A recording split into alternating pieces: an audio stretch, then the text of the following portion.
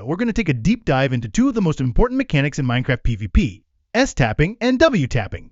These two techniques are used by almost every skilled PvP player, and once you learn how they work, you'll immediately feel a huge improvement in your fights, your combos, and your overall control.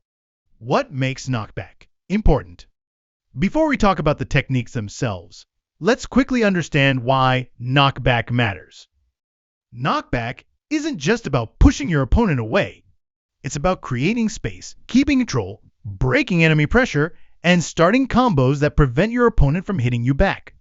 Most players lose fights not because they aim bad, but because they don't control knockback properly. What is sprint resetting? Sprint resetting is the core behind both S-tapping and W-tapping. Minecraft gives you extra knockback when you are sprinting, but after you hit someone while sprinting, your sprint stops for a split second. So if you keep holding forward without resetting your sprint, your next hits will be weaker. That's why good players reset their sprint manually to guarantee that every hit deals maximum knockback. Let's start with S-tapping. S-tapping is done by pressing the S key for a very short moment right after you land a hit. This brief motion resets your sprint, which increases the knockback of your next hit. Even just tapping S for 20 to 50 milliseconds is enough to give you a stronger and cleaner knockback boost. S-tapping shines most during close-range fights, especially when you and your opponent are both trading hits. In tight situations where both players are hitting each other at the same time, S-tapping breaks the hit trade. Instead of taking equal damage, your knockback becomes stronger, pushing your opponent backward and interrupting their movement. S-tapping is usually easier to learn than W-tapping because you only press one key after each hit. It doesn't require perfect timing, and even new players can feel its effect instantly. It's simple, reliable, and extremely effective in Bed Wars, Sky Wars, and even classic PvP duels. Now let's move on to W-tapping. W-tapping works in a similar way, but instead of pressing S moise, you quickly release and repress the Y key. This also resets your sprint and gives you more knockback, but this technique is more flexible and allows you to control combos better. W-tapping helps you maintain aggression without stopping your movement. Every time you tap W, the game registers a new sprint start, and your hits become stronger. This makes your opponent fly backward, giving you the perfect opportunity to continue the combo.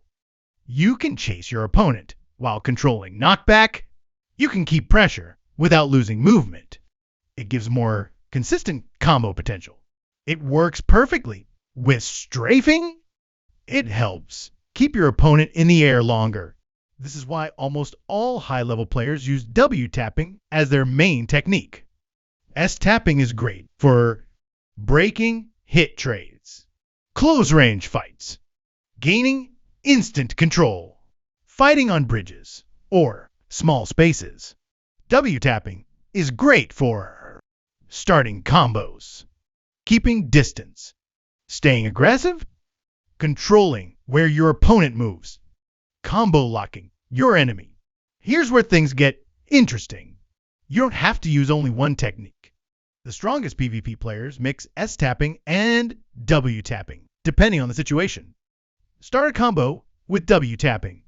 Then if the opponent gets close again, switch to S-tapping to break the hit trade.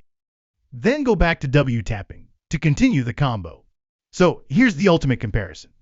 S-tapping is perfect for stability and breaking hit trades, while W-tapping is perfect for aggression and starting combos. S-tapping gives you control. W-tapping gives you momentum. Both reset your sprint, both increase your knockback, and both can completely change the result of a duel. But the real power comes when you master both and swap between them depending on the situation. Once you learn that, you stop being just another PvP player. You become the one who controls the fight.